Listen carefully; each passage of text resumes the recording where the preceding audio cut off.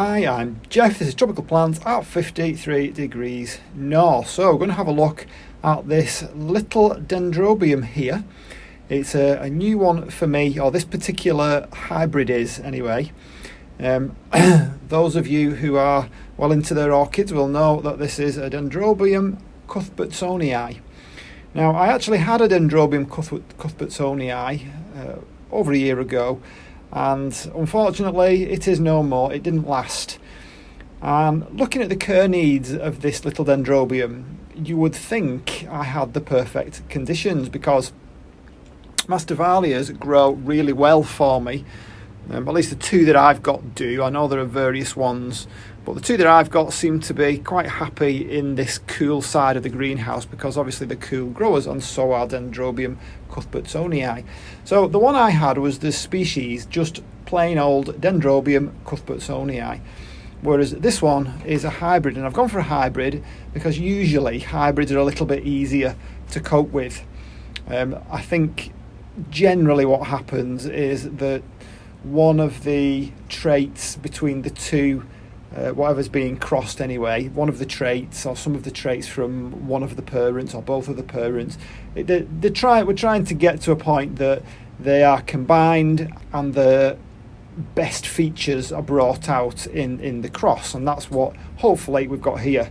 So I don't know how you pronounce this. So this is a Dendrobium Sulawesiense crossed with Cuthbertsonii I, and then crossed again with Sulawesiense. Now, I'm not really sure if that's absolutely correct or not, because on the label that last Sulawesiense just said Sulaw.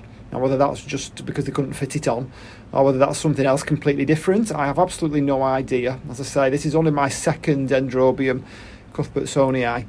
So this one has come in exactly the same media as the last one did, which is quite unexpected really. It looks like grit to me, some kind of grit, which I wouldn't have expected. So I've looked up the care conditions on Dendrobium Cuthbertsonii I again, and I mean obviously that one's growing pretty well.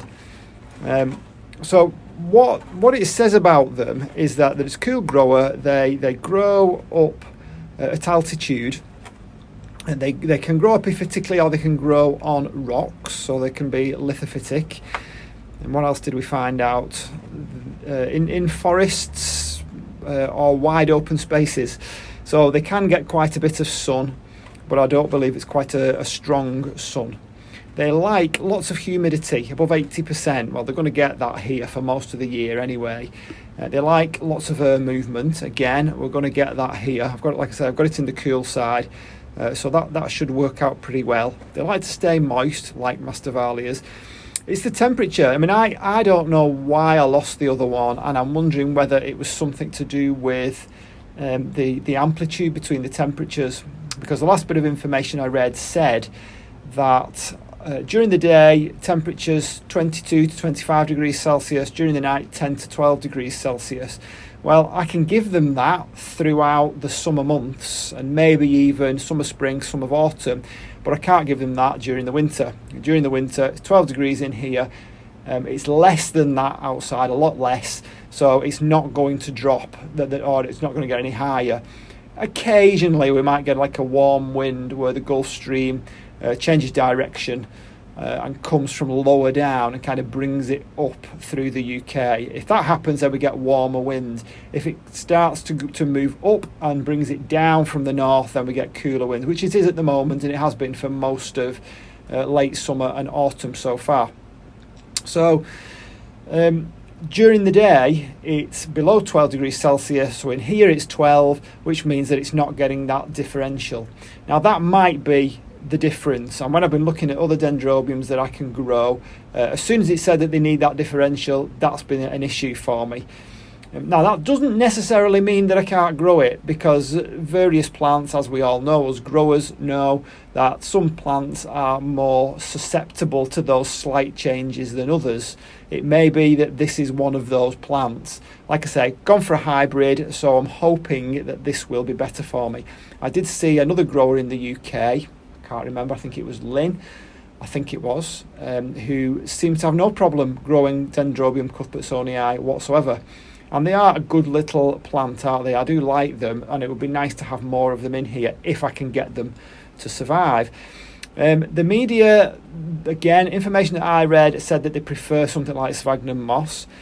So what's going on with this grit stuff, I've no idea. I'm not going to empty it out while it's blooming. I'm going to wait till springtime anyway, just kind of see what happens with it. Yes, I will try and keep it up to date with its watering, maybe once a week. It's going to be difficult for me to know if it's wet, if it's in grit. I may well have to knock it out of its pot. So if Lynn jumps on here, or if anybody else jumps on who's got some tips for me, that will be absolutely brilliant. So we've talked about temperature, high humidity, ventilation, air movement and ventilation we need. What else have we missed? Media, we've said generally it likes sphagnum moss, although for some reason this is coming, this gritty stuff. If you are a UK grower, or you're a grower that has a temperate climate like me, or conditions similar to me, then let me know what you grow yours in, because I really don't want to lose this one. Because obviously, not only do I not want to lose a plant, but it's money, isn't it? And I don't want to chuck money down the drain. So it's a beautiful little thing, gorgeous little blooms. I would also like to know if there are any more of these hybrids that are a little bit easier to grow, don't have quite as much of a reputation as being a tricky grower. They seem to tick all the boxes as far as what I want in an orchid. So yeah, that's just a little brief one there, brief for me anyway, on Dendrobium Cuthbertsonii I. And I hope you enjoyed this video, and for now I'll see you on the next one. Bye.